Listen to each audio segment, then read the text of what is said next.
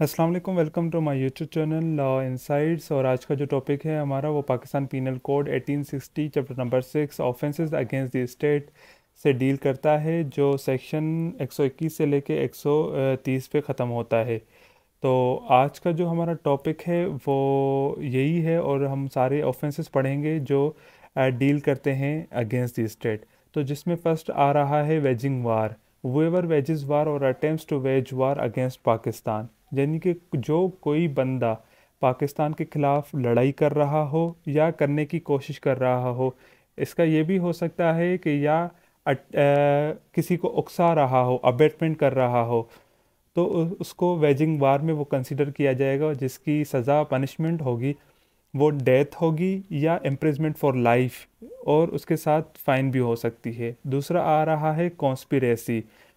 whoever within or without Pakistan conspire or to deprive sovereignty of her territories, यानी कि मंसूबा बंदी करना। जो कोई भी पाकिस्तान के अंदर रहते हुए या पाकिस्तान के बाहर रहते हुए मंसूबा बंदी कर रहा हो या उसकी सॉवरेनिटी, जो टेरिटरीज़ की सॉवरेनिटी है, उसको नुकसान पहुंचाने की कोशिश कर रहा हो, तो उसकी जो ये कॉन्स्पिरेसी उस वो कहलाएगा।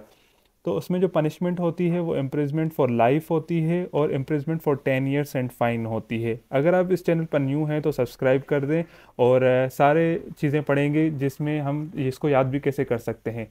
नंबर थर्ड है arms collect arms to wage war against Pakistan with this intention. अगर कोई भी इस नीयत से आर्म्स की कलेक्शन कर रहा हो, यानी कि पाकिस्तान के ख़िलाफ़ कोई लड़ाई चल रही हो या कोई करने की कोशिश कर रहा हो, और उसके मुकाबले में वो उसके साथ मदद कर रहा हो कलेक्टिंग आर्म्स में, तो ये कलेक्ट आर्म्स में कंसीडर किया जाएगा और ये ऑफेंस है। इसमें जो है इम्प्रिजमेंट फॉर लाइफ है और 10 years इम्प्रिजमेंट एंड फाइन है। यानी कि इम्प्रिजमेंट फॉर लाइफ हो सकती है, और या ये और का मतलब है यानी कि या 10 साल हो सकती है। नंबर इसमें जो 4 है वो कंसील है, यानी कि कंसील आपका छुपाना, यानी कि वो ever by an act conceal the existence of a design to wage war against Pakistan. जो कोई, यानी कि कंसील, कोई अगर डिज़ाइन कर रहा हो, कोई मंसूबा बंदी कर रहा हो, पाकिस्तान की के ख़िलाफ़ लड़ाई करने की कोशिश कर रहा हो, और कोई बंदा है, उसको पता है कि यहाँ पे कुछ लोग रहते हैं और ये मंसूबा बंदी कर रहे हैं, यानी कि उसकी एग्जिस्टेंस पता हो, तो उसको कहते हैं छुपाना। तो उसकी जो सज़ा है इम्प्रिजमेंट फॉर 10 years है एंड फाइन है। उसके बाद है नंबर 5 है कंडेमनेशन, यानी कि फतवा देना, यानी कि वो ever with or without Pakistan with intent to influence or condemn the creation of Pakistan or endanger the sovereignty of Pakistan. यानी कि कोई फतवा लगाए पाकिस्तान के अंदर या पाकिस्तान के बाहर रहते हुए इस नीयत से कि वो इन्फ्लुएंस कर रहा हो, दबाव कर रहा हो, या उसके पाकिस्तान की जो क्रिएशन है या सॉवरेनिटी है उस पे फतवा लगा रहा हो, तो वो कंडेमनेशन में आ जाता है। इसकी जो पनिशमेंट है वो रिगरस इम्प्रिजमेंट फॉर 10 years है एंड आल्सो फाइन भी है। और नंबर 6 पे है रिमूविंग फ्लैग। अगर वो ever put fire or unauthorisedly remove from government building the national flag of Pakistan. अगर पाकिस्तान का परचम कोई जला दे या उसको अनअथराइजडली किसी गवर्नमेंट की बिल्डिंग से उतार दे, तो वो offence against the state consider किया जाता है। इसमें जो इम्प्रिजमेंट होती है वो 3 years की होती है, फाइन और बोथ होती है। और नंबर 7 हम देखेंगे। नंबर 7 होती है असल्ट। असल्ट यानी कि फ़िज़िकल फोर्स लगाना, हमला करना। Assaulting president governor with intent to compel or restrain the exercise of any lawful power, यानी कि कोई फिज़िकल फोर्स करना प्रेसिडेंट के ख़िलाफ़ या गवर्नर के ख़िलाफ़ कि वो कोई अपना जो लॉफुल पावर है वो नहीं कर पाए, तो उसको जो उसमें जो पनिशमेंट होती है वो इम्प्रिजमेंट फॉर 7 years होती है और उसके साथ फ़ाइन होती है। नंबर 8 पे आ जाता है सडक्शन, बगावत, जो आजकल इमरान खान के ख़िलाफ़ केसेस हो रहे हैं ज़्यादातर।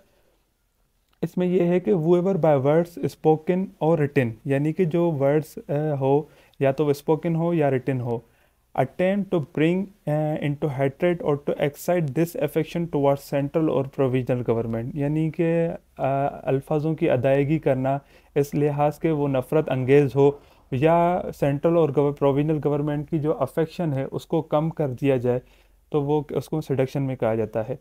इसकी जो इम्प्रिजमेंट फॉर 3 इयर्स होती है और फाइन हो, इसके साथ फाइन होती है या फाइन हो सकता है। और नंबर 9 है Asiatic power, wages war against the government of any Asiatic power in alliance with Pakistan. अगर कोई भी एशियाटिक यानी कि शक्ति है, यानी कि जो कुछ गवर्नमेंट जो होती हैं पाकिस्तान के साथ फ्रेंडली रिलेशंस में होती हैं, उनके खिलाफ अगर वेज वार करना, जंग लड़ना, तो उसमें ये एशियाटिक पावर में कंसीडर किया जाता है। इसकी जो पनिशमेंट होती है वो इम्प्रिजमेंट फॉर लाइफ होती है एंड फाइन के साथ, एंड फाइन होती है, और imprisonment for 7 years and fine इसमें ये होता है।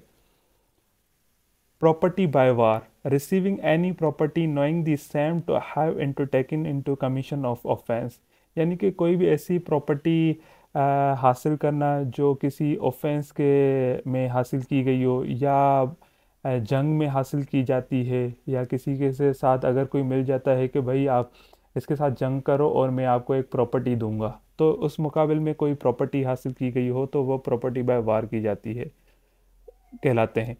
तो उसमें जो पनिशमेंट होती है वो इम्प्रिजमेंट फॉर 7 इयर्स होता है, और एंड उसके साथ फाइन होती है, and for future of property, और उसकी प्रॉपर्टी जब्त की जाती है। नंबर 11 पे है adding escape of prisoner, whoever knowingly aids और असिस्ट स्टेट प्रिजनर और रिक्वायरिंग और हार्बरिंग सच प्रिजनर, यानी कि कोई भी जो कोई भी बंदा जानबूझ के कोई अगर स्टेट का प्रिजनर है उसको भगाने की कोशिश कर रहा है या उसको मदद कर रहा है, हार्बरिंग कर रहा है, तो वो उसकी जो पनिशमेंट होती है वो इम्प्रिजमेंट फॉर लाइफ होती है, इम्प्रिजमेंट फॉर या imprisonment for 10 years and fine होती है। अच्छा, इसको याद करने का तरीका ये है कि एक कोड वर्ड है WCCACC ARRS। अच्छा, इसमें जो W से आता है वो वेजिंग वार आता है, C से कॉन्स्पिरेसी आता है, C से कलेक्टिंग आर्म आता है, A से एडिंग स्केप आता है, C से कंसील आता है, C से फिर कंडेमनेशन आता है, फिर A आ जाता है जिसमें असल्टिंग कहते हैं, फिर A आ जाता है एशियाटिक पावर, फिर P आ जाता है प्रॉपर्टी बाय वॉर, फिर R रिमूविंग फ्लैग, और S सिडक्शन। यानी कि आगे पीछे मैंने किए हुए हैं जिस तरीके से आपको याद हो जाए। तो अगर हम यहाँ पे देखें, मैंने W के बाद CCACC के ऊपर 10 लिखा हुआ है, यानी कि इनकी 10 इयर्स पनिशमेंट है, और WAPP जो है वो उसकी 7 इयर्स पनिशमेंट है, और RS है वो 3 इयर्स है। तो ये इसको याद करने का तरीका है। अगर आपको वैसे भी नॉर्मल याद हो जाता है तो अच्छी बात है, नहीं अगर याद नहीं होता तो ये इस तरीके से आपको पनिशमेंट याद आ सकती हैं।